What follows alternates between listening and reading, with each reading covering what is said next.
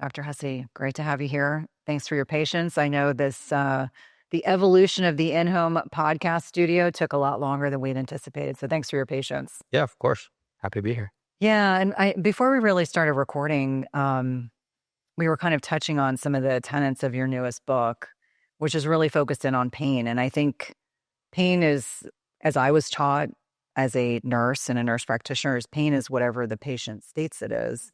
And yet it's hard to assess. It's very subjective. I can't tell you how many patients I took care of that looked completely comfortable and would tell me their pain was 10 out of 10. And of course, you believe them. Or people that obviously looked incredibly uncomfortable. And then they would rate their pain at like 1 over 10. You think to yourself, it's such a subjective experience that oftentimes it can be hard to assess as a clinician. It can be hard to assess as a patient. What is it that's problematic about our current medical model as it pertains to pain assessment and management? Well, I mean, that's one of them. It's very hard to assess. Yeah. It's very subjective. So like you're saying, I mean, I've had people look at me straight in the face, calm as I'm sitting here now and say, yeah, I'm a 10 out of 10 right now. And technically that could be the worst pain they've ever felt. They could have had nothing more than that. Stub toe. If you say like, if 10 out of 10 is the worst pain you've ever felt, then this could be the worst pain I've ever felt. So it's all subjective based on their life experiences. So it's very hard for a clinician to get an understanding of where they're at. Like, how much is this really hurting them right now? Because it's such a subjective thing. And so then I guess you have to kind of go into like, how is this affecting your life? Is it preventing you from doing things you want to be able to do or need to be able to do? Is it preventing you from working or whatever it is you need to do? Because that's almost more reliable the answer they give you is more reliable than their number, right? Because the number we can't really tell much from. So yeah, that's difficult to assess, first of all. And the second of all, it's also difficult. Well, it's difficult to treat when you think about it in an aspect of dull the pain or kill the pain, because there's so many different pathways of pain mechanisms in the brain that if you try and kill the pain by killing one of those pathways, you may not get the right pathway. Yeah. And so that becomes difficult. It becomes difficult for drug makers to make a drug that will actually knock out pain because there's so many different pathways. And then, like, unfortunately, what ends up happening is that you have to make the drug stronger and stronger. And so instead of inhibiting one specific pathway of a pain signal, you're basically inebriating the person so that they don't feel anything. Yeah. And when you get to those levels of pain relief, quote unquote pain relief, there's an addictive nature to it, not because of the drug itself, but because of the effect the drug has. And so that's a very slippery slope, and that's one of the issues with trying to correct pain in that way.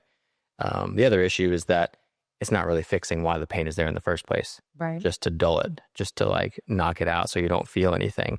It's not fixing why the pain signal is being sent or helping you rewire the brain if it's a cognitive aspect of pain to help that pain signal not be sent anymore.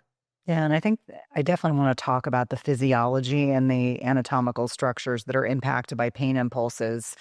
But I think about, as a clinician, I trained in inner city Baltimore, as many of my listeners know, and I got to see the extremes. And this was at the height of the opioid crisis back in the 1990s, which was not about oxy, it was about heroin. Mm-hmm. And how many of my patients either were subjectively involved with someone that had an opioid addiction, or they themselves were suffering from it.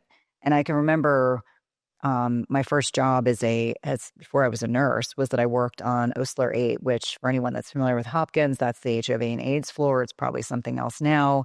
And how many of my patients, like, just the stories that they would choose to share, and how some patients would, they would sneak out of the hospital and they would have central lines. So they had direct access into, their bloodstream, not just a peripheral IV. They had a central line, which is far more significant. And you would wonder why sometimes your patient that hadn't received any narcotics, you'd walk into their room and they were just completely, fairly inebriated. And, there's telltale signs when someone has been exposed to opioids. And so it was interesting to have it from that perspective. And then you kind of you flash forward. And when I became a nurse practitioner, one of the first jobs I was offered was on a pain management service, which wasn't really my interest. But I think pain in general is incredibly challenging to address as a clinician, is incredibly challenging, as you astutely stated, to assess.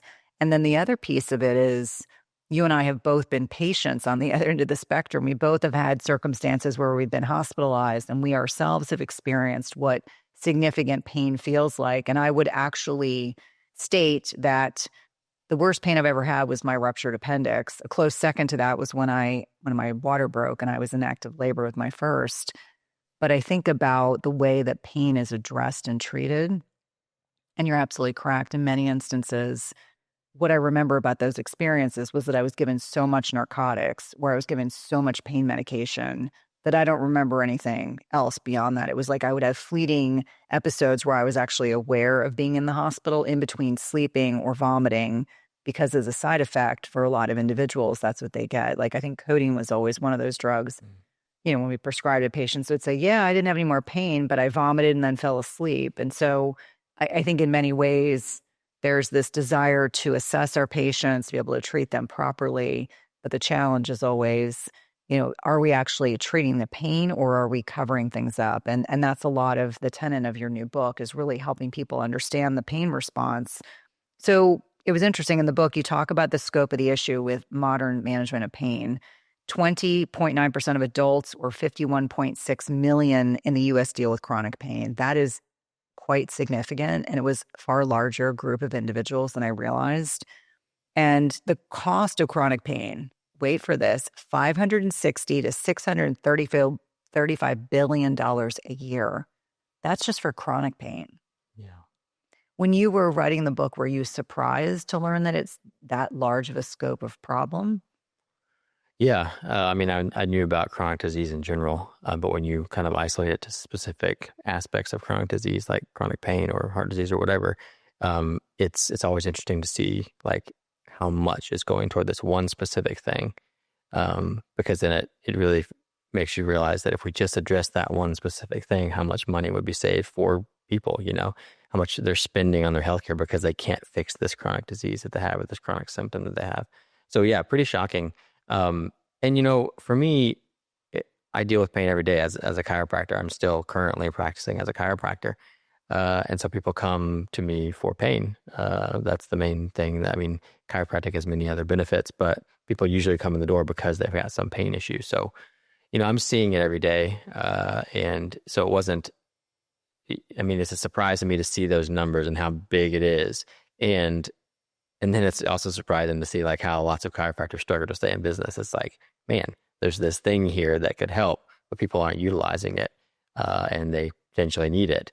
And that was the realization I had. It's just like, man, how much money could be saved if they were using these lower cost, more effective, more long-term solutions rather than going to the doctor, what their insurance pays for, and getting the drugs and everything. That's the only option they have. So you see how the problem starts to get created too, from that perspective.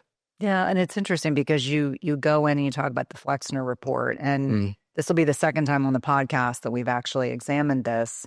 And you're right. There are a lot of individuals that they have to go with whatever their insurance will pay for. And what is it that changed in the United States in the early 1920s that impacted the ability for most people to have familiarity or exposure to complementary medical options? And that includes chiropractic care, which absolutely for many, many people has been life-saving in many instances for alleviation of pain, discomfort, etc. Yeah. Yeah. There's this whole story that's very well documented that in the early 1900s, I think it was 1911 or 12 or something like that, Flexner report. Anyways, Rockefeller, John Rockefeller was this big oil tycoon, and he found a way to use oil to extract ingredients out of different things and concentrate them into pharmaceuticals. And so he, being the businessman that he was, he used that information to make pharmaceuticals, and then he went to the medical schools and he funded them as long as they taught a curriculum that was centered around pharmaceuticals. so that they would use his products and he would make money. You could say he's a big businessman or just a good businessman. You could say that it was conspiratorial. I don't know. But it happened. And so then there was this very big push. They started the American Medical Association and all these different associations, and the Flexner report came out, which basically shunned any alternative care, and said that we have to have this standardization and these things, and the associations were started, and that's when this whole big pharmaceutical basis of medicine started, and it's really interesting. Chiropractors are well aware of this. We learn about our history as chiropractors in school and then from others. Actually, here in Virginia, there's somewhat of a chiropractic historian. I've learned a lot from him. His name is Joe Foley. But chiropractors were like accused of practicing medicine without a license when they were just practicing chiropractic, because these certain people in the associations were encouraged to go and file complaints against them. Chiropractors were jailed for that kind of thing, and all they were doing was just practicing chiropractic. And so there was like kind of this stronghold created over medicine, and anybody else that was trying to do anything therapeutic was arrested and prosecuted, and there was a kind of tough life for some people back then. But it's a testament to the therapy itself, because we're still here. So obviously people still valued it, and there were stories of people who was like chiropractors were in jail, and people were showing up to jail to get treated by their chiropractor because they valued it that much, or they were the chiropractor's livelihood was taken away for whatever reason. They couldn't practice, and people were bringing food to their house and everything so that they could still. It was like more of a barter system. They could still get treated, and they were supporting them. So obviously, people really valued it.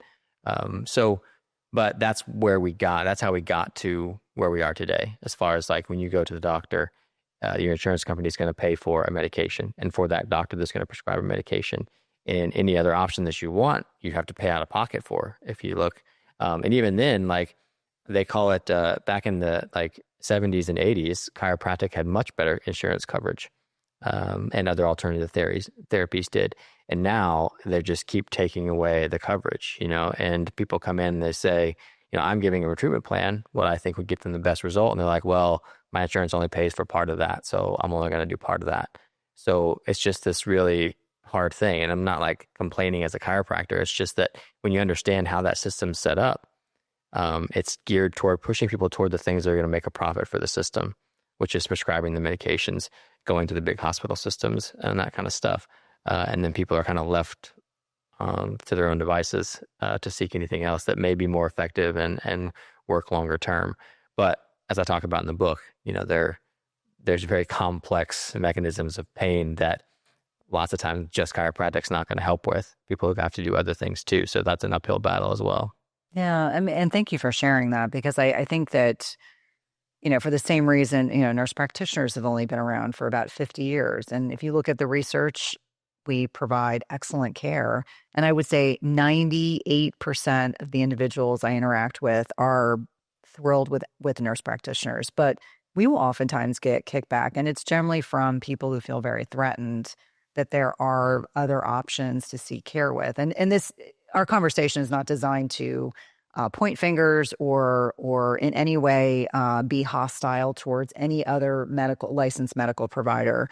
I just simply think the Flexner report is really interesting because it sets the stage for our modern day healthcare system. And there are pros and cons. I always say, if you've got an urgency or an emergency, we do it better than anyone else. But we do a terrible job with prevention and chronic disease management. And I can clearly see that. I mean, I'm trained technically as a primary care NP, although I have never practiced primary care. I always did acute care medicine until 9 years ago when I kind of diverted paths.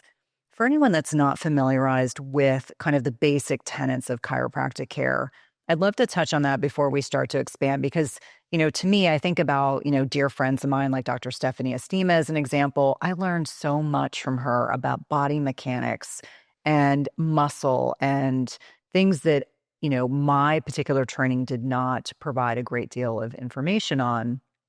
But I think there are so many benefits to chiropractic care. But let's touch on that just for those that are unfamiliar with kind of the basic tenets, so they have some perspective about how you have this overall differing opinion and approach to healthcare. Sure. Yeah, and I think one of the issues you could think of it as an issue as far as people understanding chiropractic is there's so many different philosophies of chiropractic, which is good, I think, and that there's this variety and everything. Whereas in medicine, you're going to get pretty much the same philosophy because if they don't practice that, they're going to get in trouble, right? Hmm. But with chiropractic, you can go to a chiropractor and they could treat you 15 different ways depending on the chiropractor. So, you know, and I didn't know this going to school. I just picked a school and applied based on location. But there's chiropractors that are definitely more, you could say, philosophical based. And then there's chiropractors that are more tending toward the medical side of things. And then there's chiropractors that focus a lot on biomechanics. And, you know, are sometimes leaning more toward things like people would think of like physical therapy. Hmm. And then there's chiropractors that do a lot of functional medicine. And then there's chiropractors that are very philosophical, adjustment based, you know, treating the spine. So it's kind of across the board. But when you think about, like, I guess a basic, you know, philosophy of chiropractic, we're talking about the nervous system. And I think of chiropractic much differently. And I've given lectures to chiropractors about how I think it differently. And I talk about it in the book, how I view it differently. I don't think we're affecting just the nervous system. But the traditional way of thinking about chiropractic, what was originally, you know, thought to be how it was working, was that we were adjusting the spine that was affecting the nervous system. And when you affect the nervous system, you literally can affect everything in the body because the nervous system goes to every organ, gland, tissue in the body. So when you do that and you create a more regulated nervous system, you're regulating, you know, hormones, you're regulating the autonomic nervous system response, everything. So that's where we could have an effect on everything. And I will say that in practice, you know, I've had some interesting experiences where I adjust somebody and their behavior changes. They're becoming a more pleasant person to be around. Or I have adjusted some, 4 different women now have come to me unable to conceive.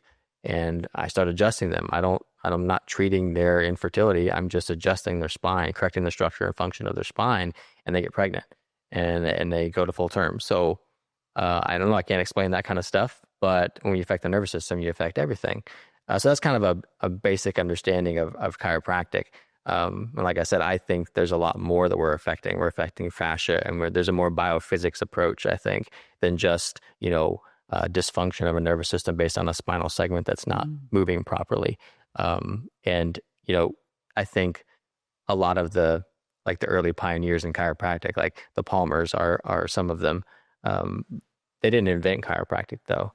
They just gave it a name and gave it a profession, which is great.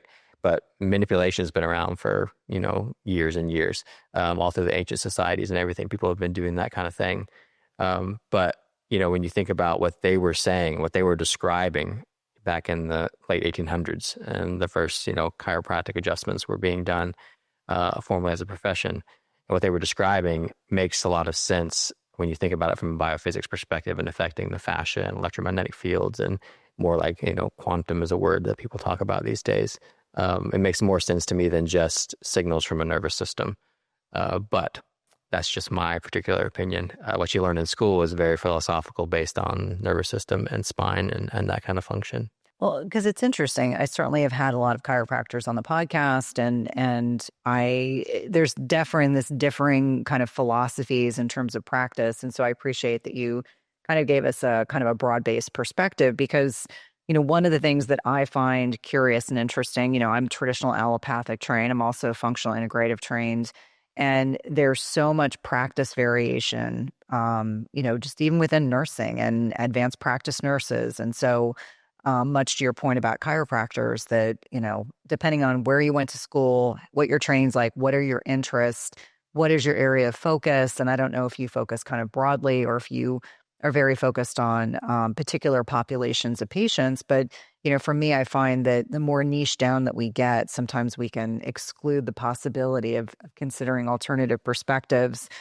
You know, one thing that I think is interesting, and you touch on this in the book as well, is how the impact of pain has impacted people financially, physically, philosophically. And there's a Harvard study that says 62% of those that file for bankruptcy do so because they cannot afford the cost of medical treatment.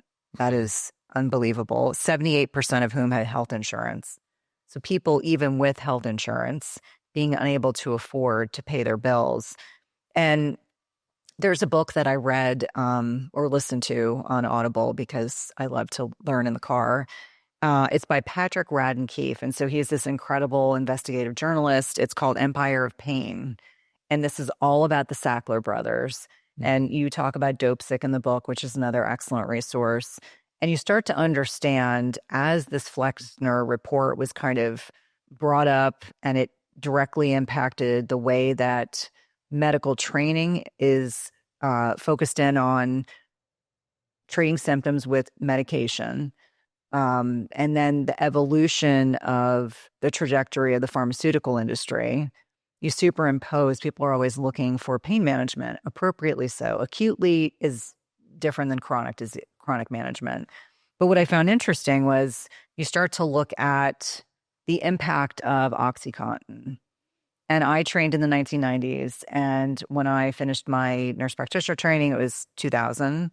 And I recall this was the hotbed time frame for drug reps. In fact, I had many nurse practitioner colleagues who could not find jobs and they became drug reps. And it was very, very profitable. And it seems like a lot of the drug companies would they would choose very attractive young men and women to be able to, share information about new drug and new drug technology. And so from that, in particular, there are drugs that emerged that seem to be at that time kind of on the tertiary for me because I was never managing pain chronically. Acutely, yes. Chronically, no. Many, many patients that were prescribed OxyContin, and how the Sackler brothers, who should be in jail but are not, how the Sackler brothers, and the rise of Purdue Pharma, how that impacted the way that physicians and other licensed healthcare providers were prescribing drugs, and also impacted the patients that were prescribed these drugs who unknowingly became addicted. And now, really looking broadly, not just here in the United States, but internationally, the impact of this opioid crisis. And certainly, I know that living in the state of Virginia, we are both not too far from, Appalachia and parts of the country that have really been decimated by the opioid crisis. So let's talk about this because I feel like from a social perspective, we have an enormous responsibility to our patients. And yet, the practice of, first do no harm, in many instances, these pharmaceutical reps were encouraged to flat out lie to clinicians and to provide really biased research that in many instances drove profits up and addiction up as well. Yeah. And wine and dine them, so to speak. Yeah. Oh, I mean, that was the time I could tell you stories about the things that our drug reps did for us. Yeah, definitely. And it was interesting, like reading Dopesick specifically, because that's so local to where I am, and pretty close to Southwest Virginia. I mean, but that was the first part. It was just like, it was strategic. They targeted that area for reasons because they thought it would be the most profitable way to start. Let's say it out loud. Why did they target that area? Because it was poor. Mm-hmm. Yeah. And which suggests to me, I don't know, but it suggests to me that they understand addiction. Yes. Because when people are poor and have a harder life, that's what makes them addicted, right? Because you experience the euphoria from something that we call addictive, whether it's alcohol or pain medication or heroin or whatever it may be. You experience that euphoria and then you wake up from that euphoria and you hate your life again. How do you get back to not hating your life? You use again, right? So that's what addiction is. It's not that necessarily that there's this chemical process happening in your brain that makes you want it again and changes that. I mean, eventually it will change the wiring of your brain, but it's because you can't experience anything like you just experienced of not caring about anything anymore until you use again. And so you just keep doing that. Chasing the dragon. Yeah. And then you want it so bad that you literally, people are literally stealing from other people or ruining their life even more to get more of the drug or the substance.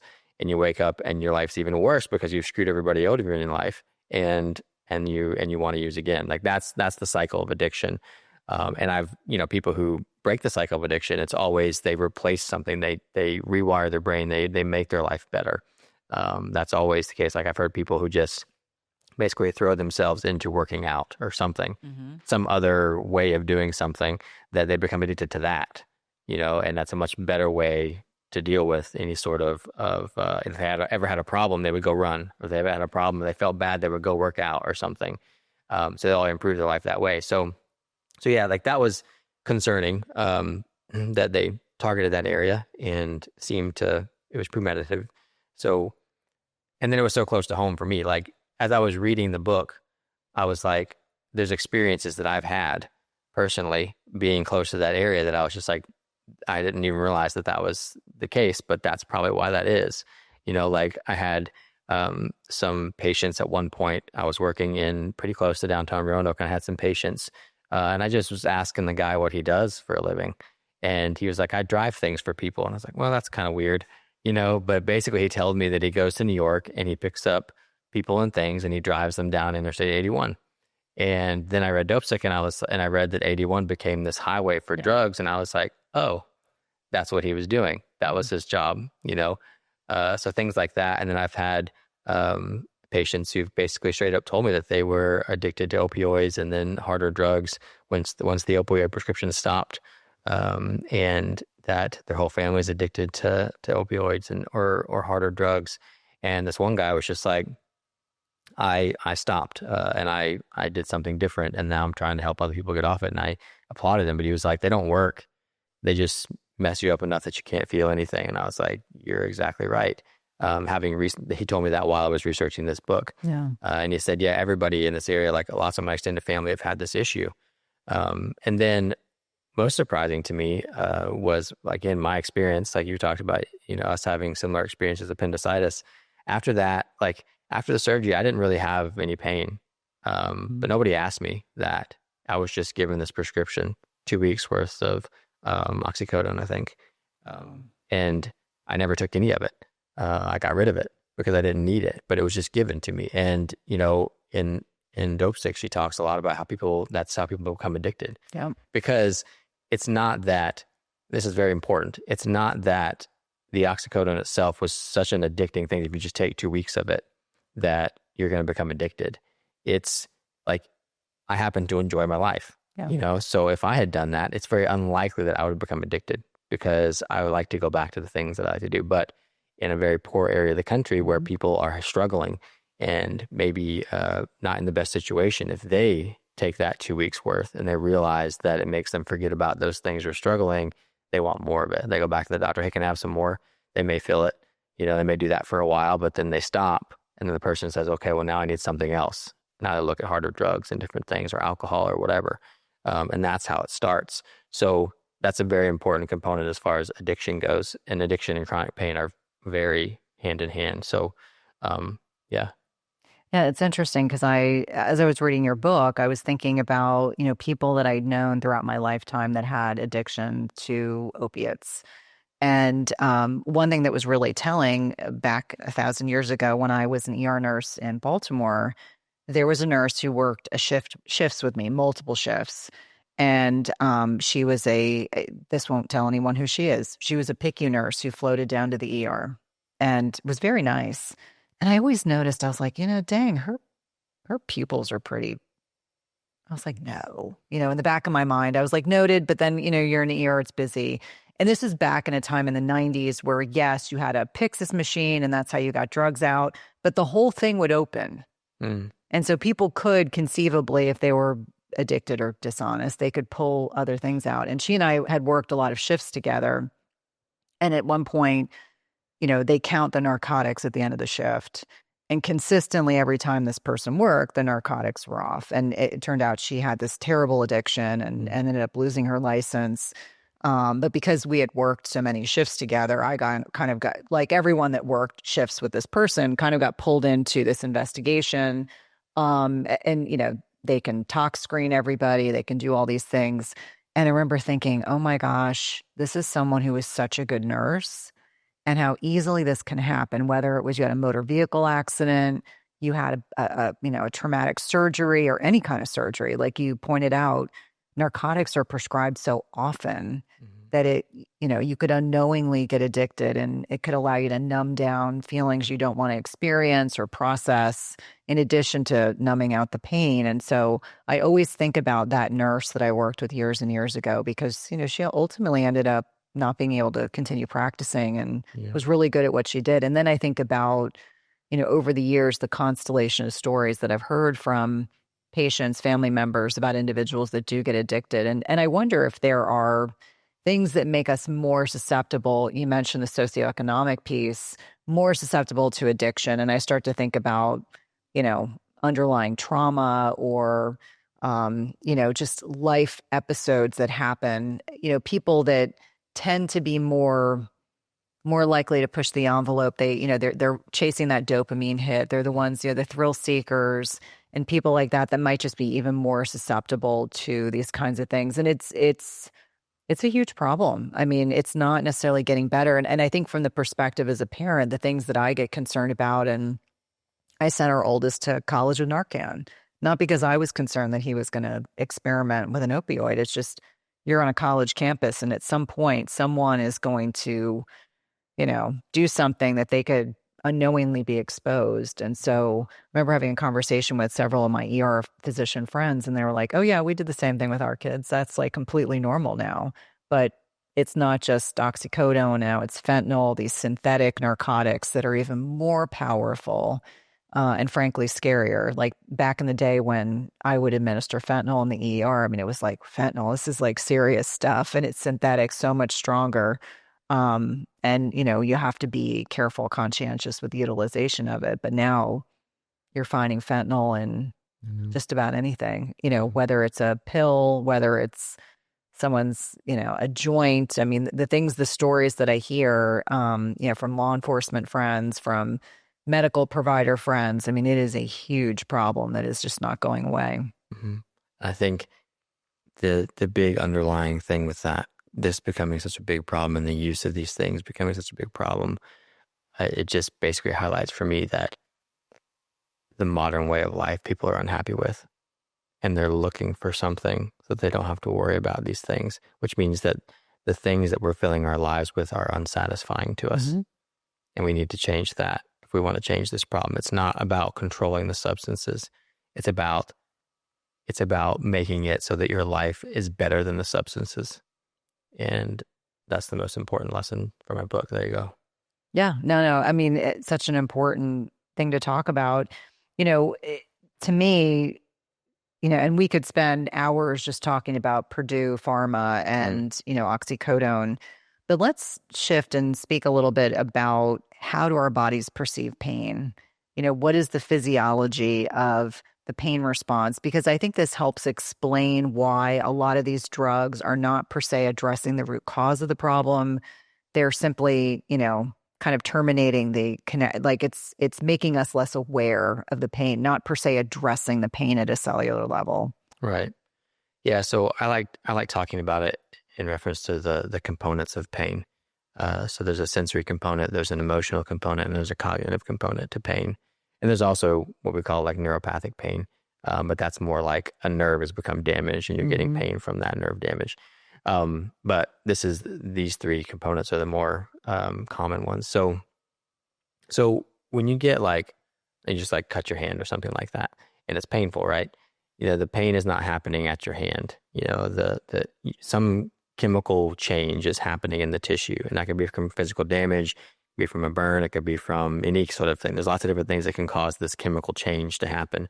I would say it's kind of a drop in body charge in that area, which we can talk about what that is. But anyways, the body senses that change in the tissue. And we're all just big sensory things. We have all these senses, way more than 5 senses. And that information is taken to the brain.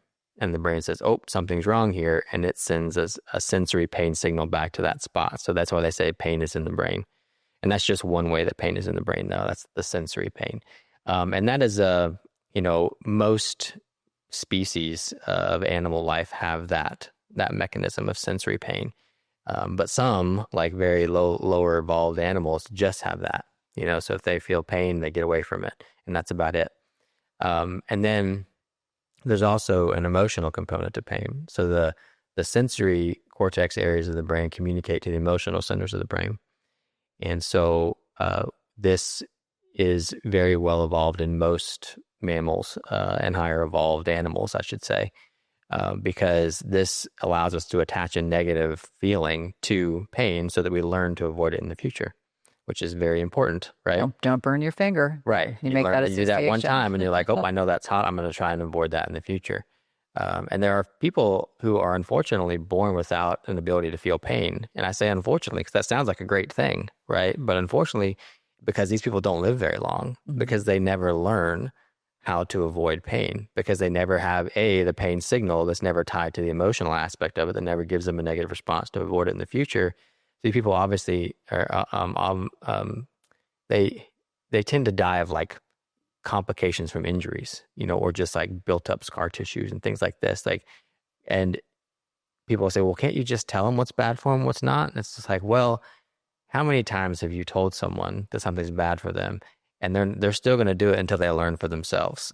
Right. And that's just how humans are. So you have to learn it yourself. It has to be wired into your brain. And so without this ability to feel pain, that never engages the sensory centers and then the emotional centers, and never learn to avoid it in the future. And so that's, a very well preserved mechanism. And there's lots of different emotional areas of the brain. There's the insular cortex. There's there's like 5 or 6 different ones. There's so many different pathways. So it's very, very important. Evolutionarily, it was determined it was very, very important to learn to avoid pain and have this negative emotion with it. And then there's the cognitive aspect of pain. So now we have the emotional centers of the brain communicating to the prefrontal cortex, where we have this executive function and cognition. And this is mostly only seen in humans, probably in some aspect in primates too, but not near as much as in humans, because we have this very big, highly evolved prefrontal cortex, which allows us to wonder and worry about things. And so that's the aspect of cognitive pain, is that we're wondering about the pain and worrying about it. And so if we wonder and worry about the pain too much, like if we get an injury or something, there's studies that show that the amount of time someone spends, or how worried they are about the injury and how it's going to affect their life, and if the pain is ever going to go away or anything like that, dictates if that pain will become chronic pain. Because what they're doing is that they're wiring the cognitive centers and the emotional centers of the brain together. And that's an issue, because now when the physical injury heals and is no longer there, then now the cognitive centers have learned to activate the emotional centers that activate the sensory pain signals that are sending out a pain signal down to your body with no physical damage whatsoever. So the brain is wired to create pain. And that's what happens. There's many aspects, I think, of our modern way of life that can do that. And it can happen not just with physical pain or injury, it can happen with emotional pain too. If we worry about things too much, we can literally think our way into a pain response. And which is why it's no coincidence that it's estimated anywhere from 50 to 75% of people with chronic pain also have a mental health condition, whether they're anxious or they have depression or whatever. And so it's very interesting. And so I tell the story of Henry Beecher in the book, and he was just to kind of illustrate these aspects of pain, he was an anesthesiologist during World War II. And I think he was at Harvard in Massachusetts. But anyways, during the war, soldiers were coming off the line with horrible injuries, right? These uncontrolled injuries or whatever. And he just started asking them, collecting data. He had asked them how much pain they're in, how much pain medication they wanted, and how they were just generally feeling at the time. He just started recording that data. And then after the war, he was back at the hospital, and he was doing the same thing with people coming out of surgery, just asking them how much pain they were in, how much pain medication they felt like they needed, and how they were feeling about things. And what he found was that people coming off the front line with much less controlled injuries, and that could eventually kill them, were reporting less pain, requesting less pain medication, and seemed to have this calmness about them. And it was the exact opposite of people coming out of surgery. And what he found, or what he concluded, was that the people coming off the front line saw this pain as a good thing, because they were leaving war and they were alive. And they might never ever have to go back, depending on the extent of their injury. They were never having to go back into that stressful environment. Whereas the people coming out of surgery, this was something they saw as a negative thing, that they had to have this surgery. And they were worried about how the surgery went and if it was going to affect their life going forward. And so they were more worried about it. And so they were having more pain. Their cognition was causing more pain. And there's studies too that talk about that, like after surgeries and stuff and rehab, like the more you worry about it, the more likely you're going to have chronic pain from that surgery, which is an injury, you know? So it's very interesting to understand that kind of thing. And then it can be empowering because it shows you that we have more control over this pain signal. But that just illustrates these components of chronic pain, or pain in general, I should say, not just chronic pain. But it also helps us figure out, like, it's really important to figure out which aspect of pain you have before we can effectively treat it. Is it a more cognitive component, or is it a more just chronic sensory pain signal? Which one's happening? Because that dictates how we have to approach this to get an effective response. Well, and you know that saying, what wires together fires together. And so really speaking to the fact that mindset and our thought process about our injury or surgery or recovery is so critically important for the trajectory of our healing journey or lack thereof. Now, when you're working with patients, let's say you've got, most of my community are people north of 35 that are women. What are some of the common pain-related issues that you see in this kind of group of women that are north of 35, navigating perimenopause and menopause? Are you seeing common themes in terms of how they are navigating pain and chronic pain management? I mean, neck pain, back pain, and headaches. Those are very, very common. And again, it can be across the board as far as like what could be the cause of those things. Especially women, coming up to hormonal changes, that could be an explanation of a headache. So you have to rule that out versus these sensory pain signals that could be being sent, or just the muscle spasm or things like that. But those are the most common things that I see: neck pain, back pain, and headaches. That's what people generally think chiropractic is for.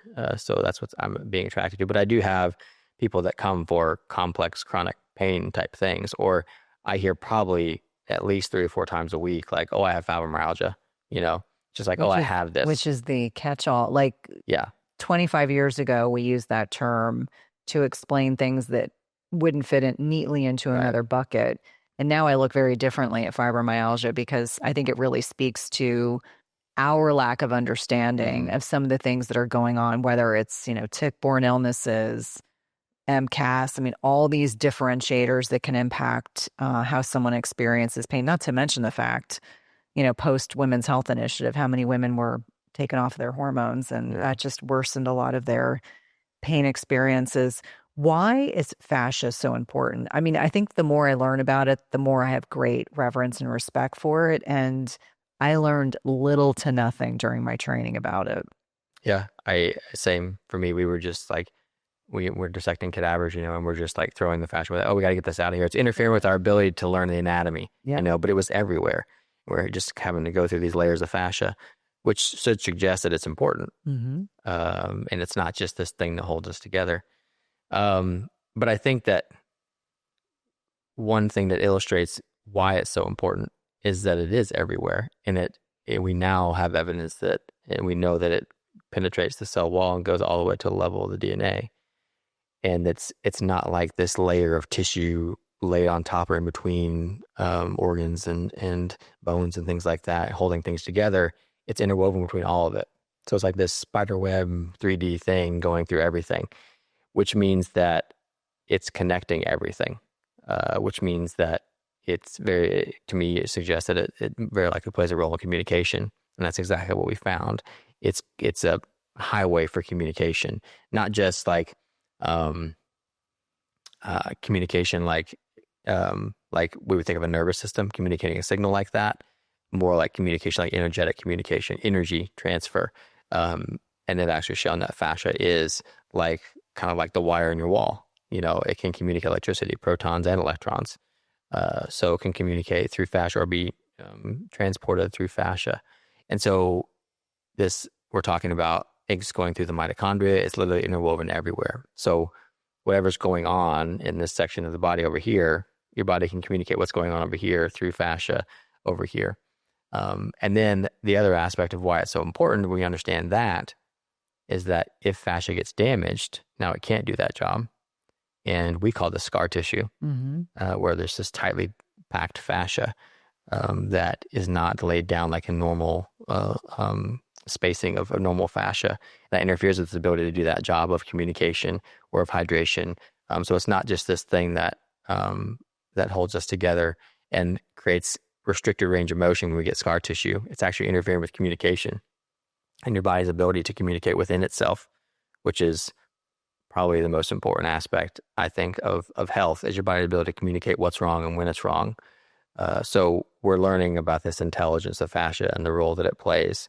It's also a huge storage form of water in the body. So we're talking about hydration, and particularly structured water, because that's what forms on it. But yeah, it's incredibly fascinating, and it was really fascinating to dig into it a little bit and understand it.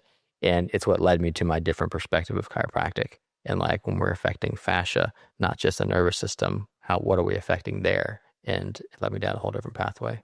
Yeah, it's so interesting because I feel like once I better understood fascia, it explained why when my muscles felt tight, it was less about the muscles and more about this, whether it was hydration, whether it was just stress, but understanding how it just kind of, you use the term or that terminology of a spider web, but it starts to make you realize that everything is connected within the body. It's not, Western medicine would like us to believe everything is siloed neatly. Like this is your cardiovascular system, this is your renal system, this is your pulmonary system, and everything's siloed and they don't really communicate. And we, of course, have learned that's obviously not the case. You brought up structured water. What is structured water? This is a new term for my community, and certainly I learned a lot reading the book. Why is structured water also? Why is it so important? Yeah, I don't know, from big picture to start with, we're on the water planet, and there's so much water, whether it's steam or liquid water or ice on this planet, and we are, up to 99.9% water molecules by molecular volume. And so it's not just this inert solute that things are happening in. It's very active in our physiology, and we're learning more and more about it. And I think that one of the biggest mistakes of many of medicine is just seeing it as that inert thing that just biochemistry happens in. But water also has some unique properties. We all learn in school that it can be ice, it can be liquid water, or it can be steam. But there's actually a fourth state that it can exist in. And this has been, discovered, I guess is the word that I would use, by many different scientists over the last probably 100, 150 years. And they all called it something different. But Dr. Chiropractic has made it the most popular, I guess, because of his book, The Fourth Phase of Water. But there's many scientists that have come across it. So what it is just this fourth state that's more like a gel state of water. And so under the right conditions, water can exist in this gel-like state. And those conditions are that we need the water. We need toxin-free, mineral-rich water. We need that water to hold energy. And we need a hydrophilic surface, or water-loving surface, which all biological surfaces on humans or any life are water-loving. And so when those conditions happen, water will become this structured form of water on that biological surface. So it'll become this gel-like state of water. So you can think of it like the consistency of raw egg white is what it kind of feels like. And it's why I feel like a gel. Like if I poke myself and I bounce right back, I kind of feel like Jell-O, because most of the water in the body is in this gel-like state. And so this, the water in the cells is in this, they call it bound water or structured water or exclusion zone water or fourth phase water, lots of different names for it. But the water in the cells is in this state, which is why I feel like a gel. The water around the fascia. So fascia is very hydrated, but it's hydrated with structured water. Should be hydrated. Yeah, should be hydrated, ideally hydrated. And so that's why, scar tissue is laid down too tightly that structured water can't form on it. There's not space for it. So it becomes this dehydrated, dysfunctional tissue. And without that hydration, it loses its strength. So with dehydration, there's one study that said that it could withstand up to 300 times what a muscle contraction could create. That's the strength of this fascia when it's hydrated. When it's dehydrated, not so much. But there's also liquid water in the body, like in the blood and the lymphatic system and cerebral spinal fluid. It's all liquid. But on the edges of that, like on the lining of the artery or the lining of the lymphatic fluid, or the spinal cord and the linings of where the cerebral spinal fluid is, like all that stuff has structured water lining it. That also plays important roles in physiology. But when it comes to fascia, because that's what we're talking about, you can think of this structured water forming this gel-like form of water around it, kind of like the myelin sheath on the nervous system. Mm-hmm. We're taught about, in school, we're taught about the myelin is what allows for quicker signaling of the nervous system. It can travel much faster when it's insulated by this myelin. And so this is what structured water, one thing that structured water does for fascia is it allows for this conduction of this energy, electrons, protons, and I would say even other quantum forms of energetics, to be communicated much faster through them, where now we're getting to like where if you have the dehydrated scar tissue, that's not going to happen, or it may not happen at all. It may hit that scar tissue and just die right there. So it's kind of like having faulty wiring system in your body if you've got the scar tissue. And that could be a physical or emotional trauma that could cause those things. So yeah, that's water. And I could talk about water all day long, but water has some very, very interesting roles in our physiology that I think have been ignored or not known. And then now that we're starting to know it, ignored. And how does dehydration play a role in the pain response? You mean like general body dehydration? Well, so I think that when it comes to hydration, like drinking water, that's mainly hydrating those liquid water aspects of our body, the blood and the lymphatic system and those types of things. When it comes to cellular hydration, I think that's down to metabolic health, because we're all taught that, if you ever take any kind of physiology, you're taught that the mitochondria makes water as a byproduct. And we're like, oh, it's a byproduct. It's like, no, it's probably actually the most important thing that I think it does is making this perfect, metabolic deuterium depleted water coming from the mitochondria. So cellular hydration comes from that. But that's critically important. That cellular hydration is critically important because when you talk about a sensory pain signal, again, it's a chemical change happening in a tissue. And that chemical change, when it happens, sends the signal to the brain. The brain says something's wrong and sends a pain signal back down. And one thing, or that chemical change, you could see it as voltage, like this voltage change in a tissue. It drops below a certain voltage. Mm-hmm. And what maintains the voltage of a cell is structured water. Mm-hmm. We've been taught, if you take cellular physiology, that it's big negatively charged proteins in there or chloride ions or things like that. But in reality, it's structured water because structured water is very electronegatively charged. When you put an electrode in structured water, it's giving you a negative charge. And so this negative cell voltage that our cells hold, that all people who study physiology know there's this negative cell voltage, that's coming from structured water. But if you have poor metabolic health and you're not optimized, your mitochondria are not optimized at creating this metabolic water, you're not creating a hydrated cell full of structured water, then your voltage, it can be hard for your cell to maintain the voltage. And now that may not cause a pain signal in itself, but you're much more likely to get the pain signal because you're more likely to get to that point where the voltage has dropped enough that there's a chemical change that happens and your body says, uh-oh, something's wrong here. And what's wrong is that you have poor mitochondrial function, you have poor metabolic health, potentially. And there are many different things that can contribute to that. Like you can have physical damage, like degeneration in your knee or your spine. But those things in and of themselves aren't going to create a pain response all the time. There's studies I talk about in the book where they just did MRIs on people with no back pain. They had no back pain whatsoever. They did MRIs of their lumbar spine, and half of them had severe, not just some degeneration, but severe degeneration in the low back. So having degeneration is not an indicator that you're absolutely going to have pain, but it does make it more likely that you reach this threshold of where the voltage drops. And that has to do with maintaining adequate structured water. And that comes down to a lot of different things: toxin exposure, metabolic health, doing the right things in your environment to get structured water, to get it to create it to form, infrared light, grounding, those types of things. So I could go on and on about that stuff too, but that's how it plays a role in a sensory pain response. And then if you start to get a sensory pain response and you can't fix it, and the sensory pain is chronically being stimulated, now the nervous system can wire itself to more readily create that pain signal. It kind of gets lazy, right? So instead of having to always do that, send that signal, it creates a new pathway that's easier. And then we call that sensitization. There you go. Where your body is more easily activated because it's always having to do it. So it's like, well, we might as well just do it more easily. And that can be hard to overcome. But then we get the sensory pain signal communicating to the emotional signal, then it goes to the cognitive. And if that happens long enough, because we haven't fixed that chemical change, then now we can get it coming the other way. And if we do fix that change, it could still give us a pain response because we've wired the brain to react that way. So I hope that puts it together for people a little bit, from like the very basic chemical change in a cell and how that can go full blown if it's not treated for long enough, how that can full blown go into chronic pain that's cognitively activated, where there's no physical damage whatsoever.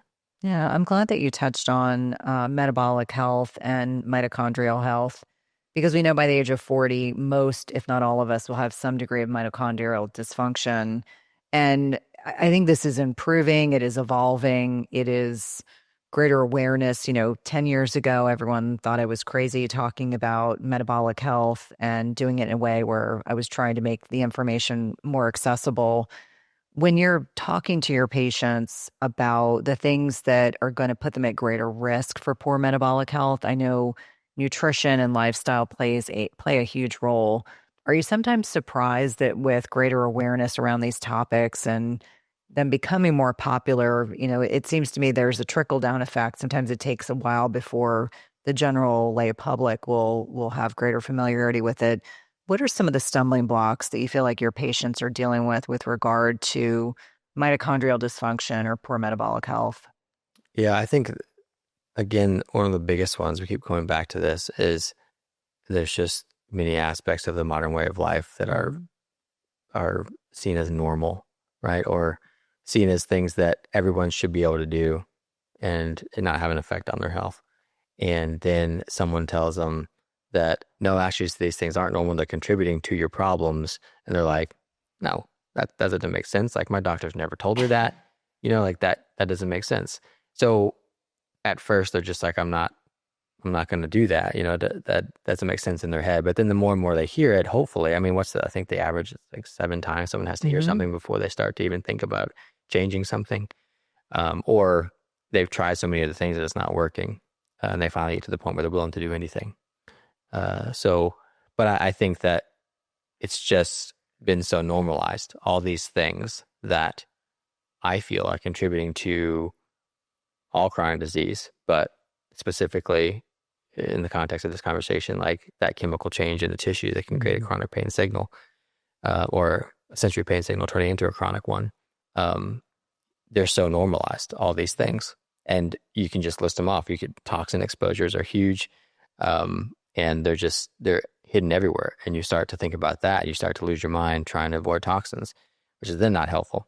The processed food diets, we talk about, high carbohydrate foods that are just, straight carbohydrate, sugar type things that are also loaded with toxins. And I think that those are a problem, obviously a big problem, but I don't think that food is the biggest player in poor metabolic health. I think light is, and our light environments and how they have changed. If you look at this epidemic of obesity and diabetes, it correlates directly with artificial light exposure, specifically after sunset, disruption of circadian rhythm, and how light plays a role in signaling for every single one of your hormones. So I always say that I think that has really set the stage, and then the processed food diet is just adding a ton of fuel to the flames. And you can completely go like low carb and everything and eliminate all those flames, but there's still these embers burning if the circadian rhythm isn't set. So there's that stuff. There's trauma, physical or emotional past trauma can contribute to all these things, whether that's poor mitochondrial health or even just higher cortisol, that state being higher cortisol, disrupting your hormones like leptin and things like that. So yeah, you could go on and on. Inactivity, being sedentary. There's so many, and these are all things that again are normalized. Like, this is the way that it should be. You should be able to do this, and my best friend's this way, and he's fine. and I'm not, but we're living the same type of lifestyle. Like, why is that? And that's where genetics plays a role. But that doesn't mean that he's fine. It just means that it's going to take him longer to get the issues, and he may get it when he's 70 and you may get it when you're 30, because we all have different experiences and slightly different genetics and things. So yeah, it's about learning about all those things, and that's a huge ask for a lot of people. And that's the other big thing in the way, is that in our society today, we've kind of been trained to be good at one thing, and that's our job, the way that we make money, and we're an expert at that. We do that every day, and then we outsource everything else. We outsource health, we outsource whatever, everything, but we also we kind of have to be an expert in those things too if we want to optimize those things. Otherwise, we're just taking someone's word for it, like the doctor's word for it, which in some cases is appropriate. Lots of cases it's not appropriate, what they're giving you. So that's another battle, is to find the time to learn these things and then make the changes. It's an uphill battle, which is why you keep sharing the information, So many different things that contribute to the body getting more to a state where it's going to express that chronic pain signal, or any disease really. It could start with just insulin resistance or whatever else, but yeah. I mean, I feel like it's a slippery slope. I mean, I did a webinar last night, and one of the things that really stood out, not only in the conversations that I was having, was the perspective, even from traditional allopathic medicine, that you're going to gain weight as you get older, you're going to slow down, you're going to have pain. I was listening to, on social media, sometimes when you're just kind of killing time in between a busy day, and looking at what people's kind of perspective is on the aging process. Excuse me. And some people just, like, they normalize the fact that they can't get out of bed and not be in pain. And and it's like, oh, the aches and pains of getting out of bed. And I'm like, well, maybe you slept funny. Maybe you need to replace your mattress. Like, what could be the things that are, like, we don't ever want to normalize having pain or discomfort and that being your new normal. And so I'm always encouraging / challenging people to not necessarily buy into this philosophy of, oh, you're X age, so you're going to gain weight, you're going to get flabby, you're going to be tired all the time, you're going to have brain fog.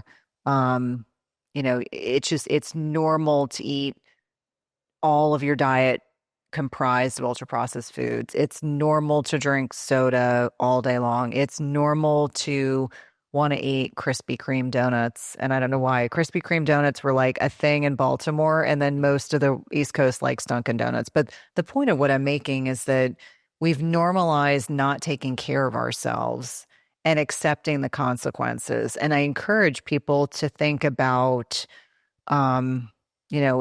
Peter Attia always says it best, like, there's this marginal decade, there's this time where people are living, but they're not really living anymore. It's just that they're acquiescing, their quality of life is greatly diminished. And I want everyone to feel good throughout their lifetime, or be able to course correct. And that's why I think these conversations are so important, especially as it pertains to lifestyle, because some of these things we have control over. I mean, we may not per se have control over who our parents are or the way that we grew up, but a lot of these other choices we do. And that's why I think this is so important. You touched on trauma. Trauma is something that we explore on the podcast with greater frequency, as we start to realize that the impact of things we go through as children or young adults can have a long-standing impact on our health and the trajectory of our health. And you talk about in the book that you get changes to the thinking part of our brain, the prefrontal cortex, in response to traumatic experiences or trauma, and how that can then play into the pain response. And so I think making these connections is so helpful, because sometimes when someone's experiencing pain, it's really about some deep-seated traumatic experiences that they had earlier in their lives that they haven't been able, the body keeps the score. Bessel van der Hoef's his work about how trauma is can be trapped in the body and can manifest as pain or a myriad of other things. What are your thoughts around this? Do you have opportunities to talk to your patients about this, especially the men or women that are experiencing chronic pain issues? Definitely, it's definitely a question I ask. Especially if it's something that I can't seem to get them over the hump. You know, it's like, okay, we have to investigate this. Is there something blocking this, or keeping your brain wired in a way that it's sending that pain signal?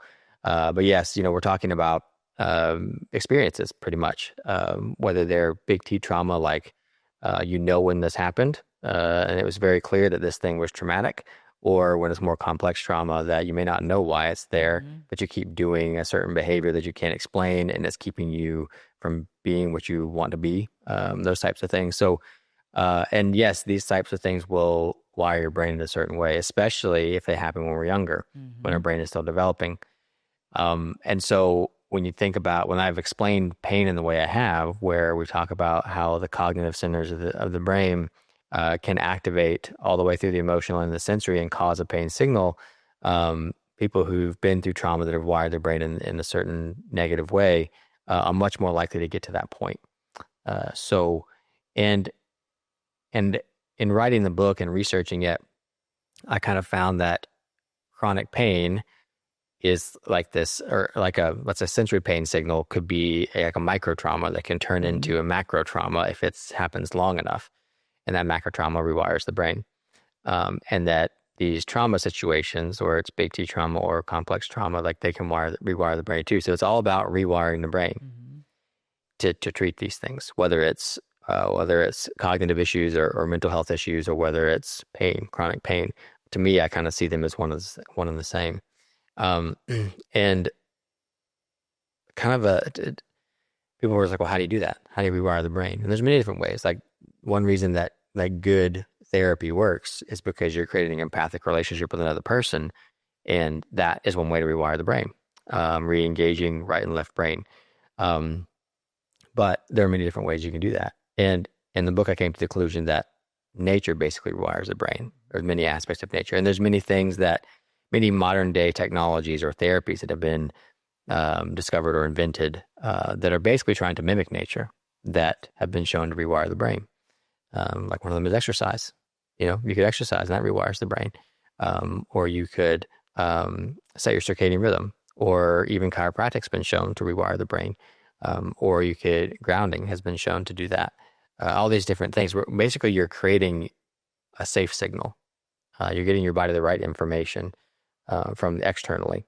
And then also if there's things that have been stored internally, like this trauma, whether it could be, Morrissey Emoto's work showed us that water holds memory, and we are 99.9% water molecules, and the fascia is hydrated by water. So water can imprint these traumas too. And so if there's poor coherence of the body inside, because it can't communicate, because we have these stored traumas, we have to release those as well. But then also looking at the external signals that we're getting, are they sending us a coherent or incoherent signal? Because if you're constantly in this environment that's sending you these incoherent signals, it's going to be very hard to rewire your brain from a trauma.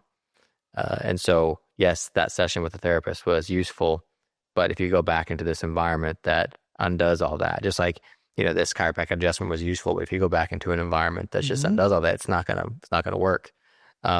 So trauma is just one aspect of those things that rewires the brain, and how we get past the trauma is the environment of nature. That's what I kind of came across, is that when we talk about light, electromagnetic fields, which are also a form of light, we talk about diet, we talk about toxins, we talk about relationships, all these different things are keeping your brain wired the way that it is, depending on if they're having a negative or positive impact. So you have to learn how to change those things, take those toxic relationships and get rid of them, and surround yourself with positive people, positive, loving relationships.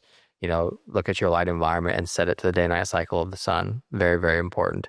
Look at your life and eliminate all those toxins, and just go through the list, one by one. And if you're facing this trauma that you can't get past, see that therapist and do these things too. Like it's the path to healing. Like we have this incredible ability to heal as humans. It's just that we have all these things in the way that are preventing that. And some people would say it's nefarious that all those things are there. But all we can do is be educated about them, figure out which ones are most pertinent to us, and then make the changes to allow your body to heal, because it'll do amazing things. And I'm a testament to that in my story with heart disease and everything. And so yeah, I hope that's a positive message for people. Yeah, no, I think it's so important that we do have control over our circumstances. And I think that, as someone who has a high ACE score, grew up with quite a bit of childhood trauma, which I talk now very openly about on the podcast, and podcast listeners have had a lot of very similar experiences. I think the more that we work through these things, the better off we are, ultimately. You touched on a word that maybe listeners may not be familiar with, the word coherence.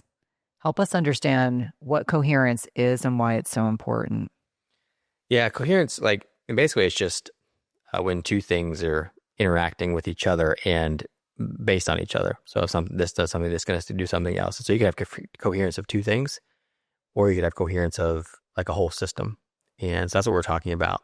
As far as like if you think about your body as a system, we want coherence of that system. We want it to be synced up and intercommunicating with itself and with its external environment in a way that everybody's on the same page and doing what's best for the system as a whole, rather than acting individually. Like a cell acting individually would be just doing what's best for it, rather than what's best for all of its neighbors in the tissue, which you could argue is what a cancer cell is doing, is acting for itself.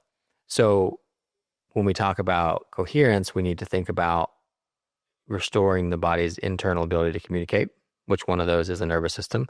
We've also talked about fascia. We also know that the body communicates electromagnetically. Like the heart is giving off a giant electromagnetic field, and all the organs are, but the heart's the biggest for various reasons. And so it's measuring that coherence and that communication. Mitochondria are sending out electromagnetic fields, communicating to each other electromagnetically. So we want to make sure all these things are intercommunicating well, so that the body is on the same page. And then externally, we also want to be making sure that the signals we're getting external are creating a more coherent signal, a more like safe signal. So again, this goes back to like the relationships in your life or the electromagnetic field environments of your life, which there's lots of non-native electromagnetic fields, which people argue about don't do anything, but it's non-native, which we can talk about that too. But or artificial light is very it's not native to us. It's nothing like the sun. It's very processed. So all these different signals are kind of like these stress signals that are sending incoherence. We're in a stress state, and so depending on what signals we're getting, our body is sensing this information in many different ways. We know we have the five senses, but there's many different ways. Like the electromagnetic field of the heart is a sensory organ. It's sensing, reaching out into our environment and sensing the environment. And so based on that, the heart is perceiving the state of our coherence, or the signals of coherence, and it's relaying that information to the brain. It's relaying it neurologically, but also electromagnetically. And then the brain it's not really in control, in my opinion. People think it's in control, but it's not. To me, it's like the Postal Service. It's like it receives the messages, it reads the messages and sends them where they need to go. It doesn't change the message, doesn't open the box. It just sends it where it needs to go. So if we want to change what our brain is signaling to our body to do, we need to change the signals that it's getting, which is the external environment and the internal communication environment. So those are things we have to work on. So anyways, that's like the nervous system is telling your body what to do and how to react to this environment. And what it's telling it to do is based on how coherent of a signal that we're getting, whether it's external or internal. So, and again, creating more coherence is all the things that you talked about, looking into your life and changing all those things. But the best measure, I'd say, of coherence is heart rate variability. Mm-hmm. People talk about that. A lot of people say that it's measuring autonomic balance, and I don't think it is. I think it's measuring coherence. And if we have coherence, that will reflect in better autonomic balance, like sympathetic, parasympathetic signaling. But really what it's measuring is coherence, which makes sense that heart rate variability is what we're measuring, because the heart is what's measuring coherence. It's the only organ big enough to be able to sense that coherence or reach out far enough into our environment to get that sense of things. So, which is why we feel things with our heart. It's why we attach such emotions to that organ, because it's what we're feeling with. Well, it's interesting. With all my background in cardiology, about 6 years ago, I met Dr. Elisa Song, and she was asking me if I did heart math. And I was like, what is that? And so she explained to me, showed me the app, got me doing it. And it was talking about heart coherence. And that was really my first, kind of exposure to the concept. And I do think that heart rate variability with the coherence piece is so important for getting a kind of an objective assessment of how balanced your autonomic nervous system is. I think so many people, and I really speak mostly to women, but just are so sympathetic dominant. They're heading into perimenopause. They are, they're coming in hot because everything is not working as it once was, whether they're dealing with brain fog, whether they're dealing with sleep issues, whether they're dealing with weight loss resistance, a whole multiplicity of concerns and symptoms. And this is one of the ways that I can objectively, give me a screenshot of your Aura Ring or your Whoop band. Let me kind of get a sense of what's going on. And I think for a lot of individuals, there was a woman I was talking with the other day, and she said, "Oh, my HRV is always low." I was like, "Okay, how low?" She runs in the 10s and 20s, all the time. And she's telling me she's meditating and she's sleeping and she's managing her stress. And she was asking what my numbers are. And I said, well, the context is what's normal for you and how can we improve your metrics? And so this is always my tell. I know what happens when I travel, especially time zone shifts. My HRV tends to plummet. Although interestingly enough, on vacation, it was the highest that I've seen it in probably a year was while on vacation, where I was sleeping, getting a lot of sun exposure, a lot less stress. It's amazing how that works. Mm-hmm. I want to make sure that we touch on, because this kind of brings it back, conversation around pain. I was looking at the research on how pain changes in that perimenopause to menopause transition for women. We know that estrogen modulates pain sensitivity. So as you can imagine, as women are navigating this transitional time in their lives, they may have, it says estrogen has complex and bidirectional effects on pain, and fluctuating estrogen can increase pain sensitivity. So you can have more pain sensitivity as you're in perimenopause, and lower stable estrogen is often associated with reduced pain threshold and greater central sensitization. There's also an increased prevalence of chronic pain conditions in menopause.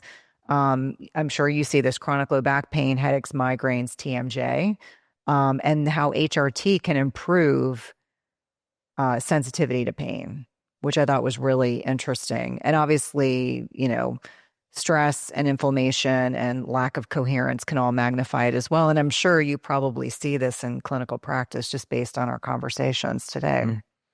Yeah, I'd say a lot of women around that age are presenting with pain, so yeah. And I think, well, just so people know, we talk about sensitization of a pain signal, there's things that can modulate that, like you're talking about estrogen modulating that. So we get this shift in hormones and the body's like, I don't know how to do this anymore. I can't stop the pain signal from happening. So it increases or decreases the threshold at which you're going to feel a pain response or get a pain signal to your brain. And so, yeah, one way you replace estrogen. One of the most critical things I think during this time, from my perspective, is circadian rhythm and setting your circadian rhythm, because the light is what signals for every single one of your hormones to do, for when to be made, how to be used, how much to be made.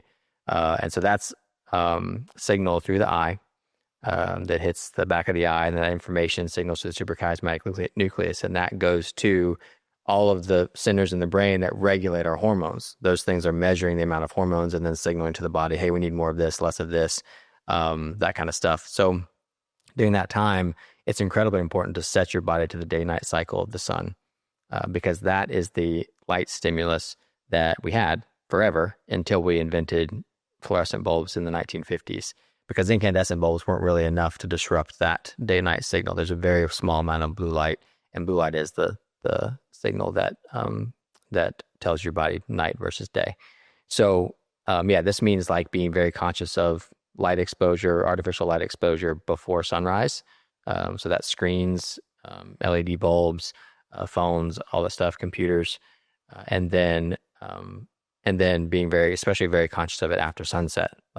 Nature has told us that there should be no more blue light, no more real bright light in general. And we surround ourselves with that, and your hormones get a completely different signal than they should. So that would be the first step for me. But also through alpha MSH, which is something that's optimized whenever your circadian rhythm is set, that's going to also decrease the threshold at which you're going to receive a pain signal as well. So that's, to me, anything hormonal, we have to set that first. And then if there's still issues, yes, we can use other things or do different strategies.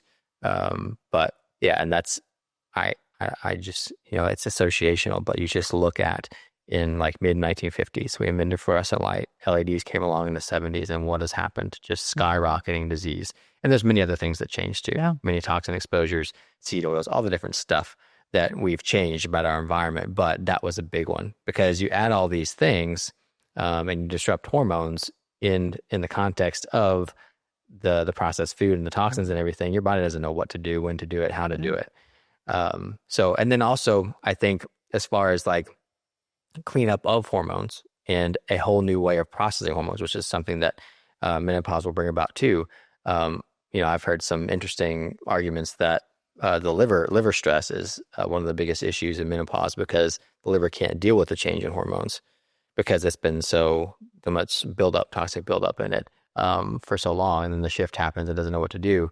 But optimizing circadian rhythm will optimize your sleep, which is when you optimize detoxification and cleaning house and autophagy and mitophagy and all these things is when it's supposed to happen. And artificial light's just completely destroying that for us. So if you don't sleep, you can't process all those, the differences in hormones. You can't detoxify. You can't do anything, or you're not doing it optimally, I should say. So that's, to me, the biggest thing to going forward is optimizing circadian rhythm. Well, this has truly been an invaluable conversation. Please let listeners know how to connect with you outside of the podcast, how to get access to your books, or learn more about your work. Yeah, everything is on my website, which is resourceyourhealth.com. My books and how to work with me, and anything I'm currently doing, and then social media as well. Dr. Stephen Hussey, Dr. Stephen Hussey. People can find me on there. Reach out there. Thanks again. Yeah.